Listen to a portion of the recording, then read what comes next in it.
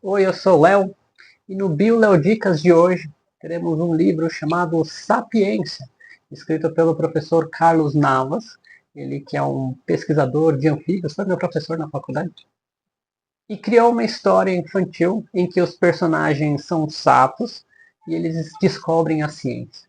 É uma excelente forma de fazer alfabetização científica.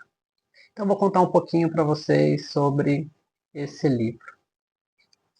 O livro descreve sapos falantes que vivem num pântano e durante a festa da lua nova começam a discutir e alguns começam a achar que o número de moscas estão diminuindo. Isso é preocupante porque é o alimento dos sapos. Alguns acham que sim, outros não sabem. E aí eles começam a discutir e perceber que, bom, não tem outro jeito, a gente vai ter que contar para ver se isso realmente é verdade ou não. Então eles se candidatam ali, conseguem 20 sapos para conseguir contar as moscas ao longo de um mês até a próxima lua nova. E aí mostraria os dados para ver se o que estavam achando era verdade ou não. Quando retorna na segunda festa de lua nova, os diferentes sapos que são nomeados até de uma forma bem curiosa, engraçadinha, em relação às características. Né? Então tem o sapo observador, tem o sapo dos números, tem o sapo confuso, que é o mais divertido de todos, né? Que ele sempre fala alguma coisa e ninguém entende nada. Isso se repete várias vezes no livro. Mas aí os sapos eles retornam e começam a falar o que eles contaram. E aí cada um fez de um jeito diferente. Então, alguns contavam uma mosca por dia e paravam. Outros contavam no mesmo lugar. Outros contavam por muito tempo, outros por pouco tempo. Então eles começaram a perceber que não era confiável, porque cada um fez de um jeito diferente. Né? Então isso mostra a importância de ter um padrão para conseguir chegar no que seria a verdade. Isso é um dos pontos mais importantes quando a gente pensa no processo científico. Depois de muita conversa, os sapos definem um padrão. Primeiro eles desenham um mapa do pântano, dividem ele igualmente para que cada um contasse num lugar diferente. Esse já é um ponto do método padrão. Outra seria que teria agora dois sapinhos em cada quadrante, um contando e o outro ajudando, escrevendo os resultados. Eles definiriam que a mosca que pousasse é que seria contada. E depois que contado, eles se afastariam para tentar não contar a mesma mosca, que é um problema. Além disso, outra coisa era o tempo.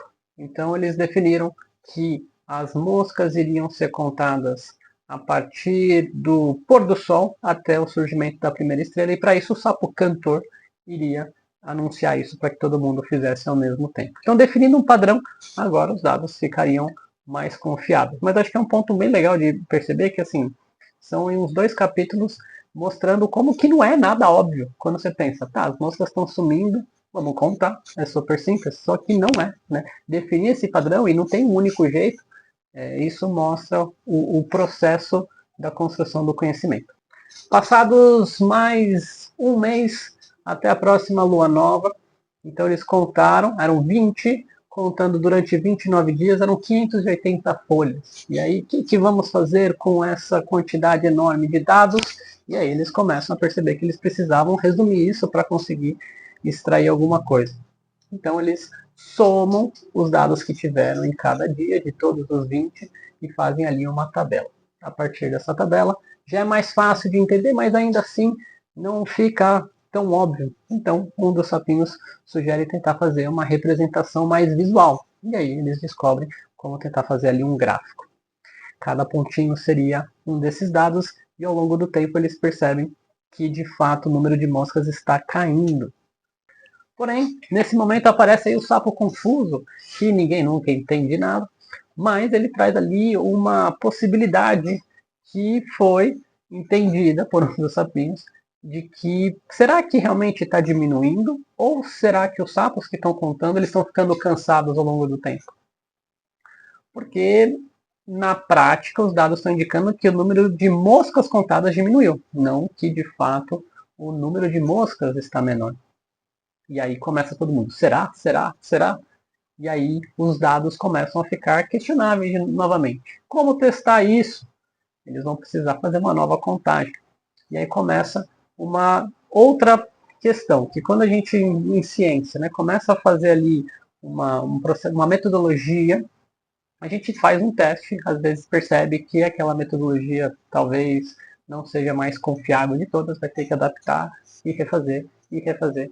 E aí a gente tem que pensar em todos esses detalhes para garantir que os dados sejam confiáveis. Então eles pensaram no experimento. Bom, se a gente tem a possibilidade dos sapos ficarem cansados, então vamos dividir em dois grupos, duas metades. Metade conta todo dia e a outra metade conta um dia, descansa um dia, conta um dia, descansa um dia. Se esse cansaço for algo que atrapalha a contagem, a gente vai ver uma diferença na contagem desses dois grupos. Passado mais um mês, eles fazem esse experimento e o que eles têm de resultado é que não fez a menor diferença. Então, os sapos não estavam cansados, o número de moscas realmente estava diminuindo. Então era uma notícia boa, porque os dados antigos eram confiáveis, mas era uma notícia ruim, porque as moscas estão de fato diminuindo. E agora, o que fazer com isso?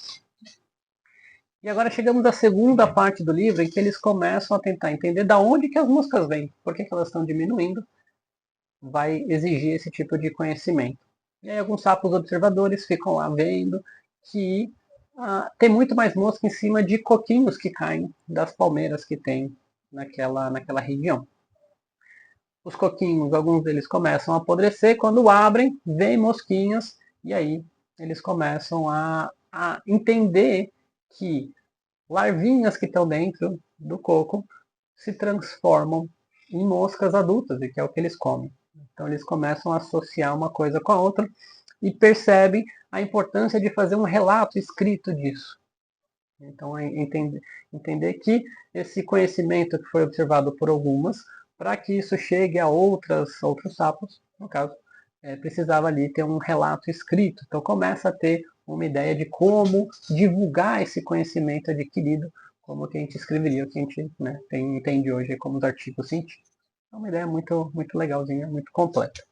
Quando eles revisitam os dados originais, eles percebem que dos 20 quadrantes que foram contados, nem todos tiveram o mesmo resultado.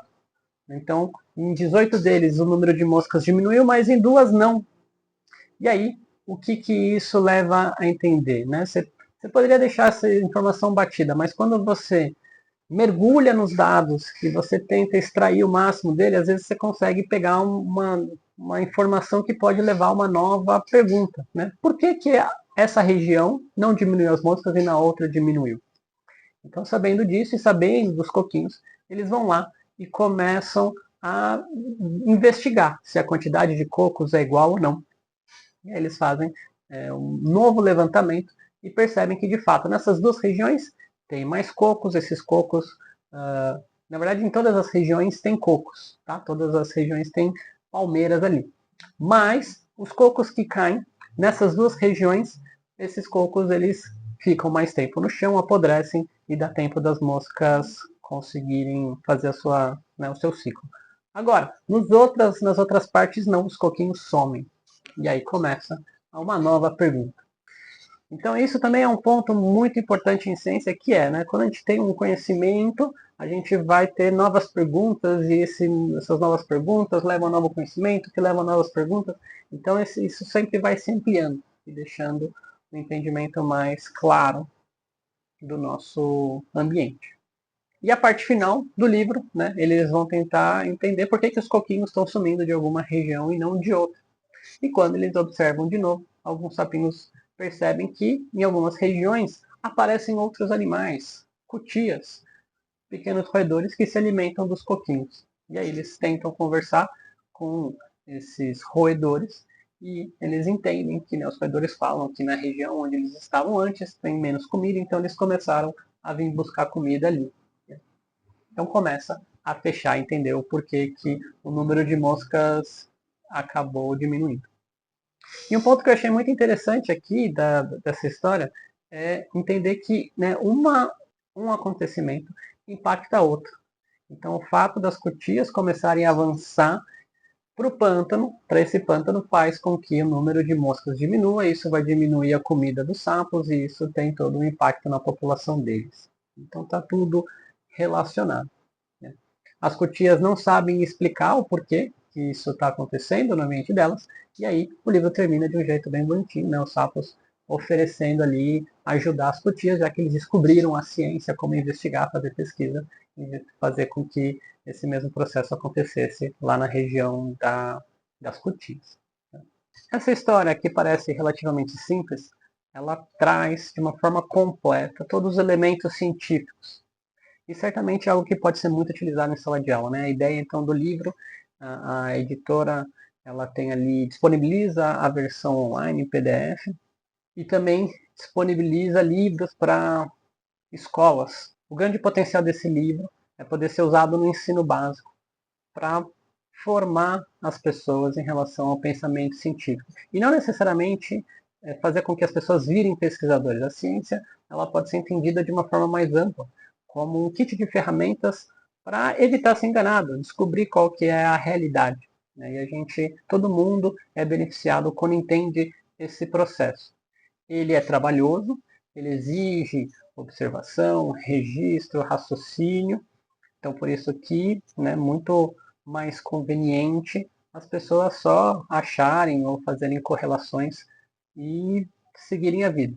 Mas, se a gente tem esse conhecimento fica registrado, divulgado, e outras pessoas usam isso para basear novos conhecimentos, isso tem um potencial enorme e é o que a nossa sociedade se baseia atualmente. E grande parte da tecnologia está associada justamente a essa forma de obtenção de conhecimento.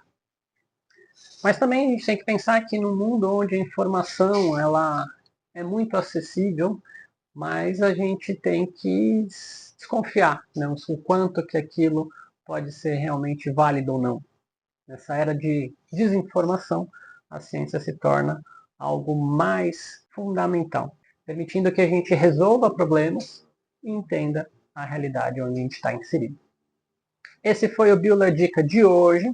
Você pode acessar esse livro em formato PDF, tá aqui embaixo. Então faça bom proveito e que a ciência esteja sempre com a gente. Beijos!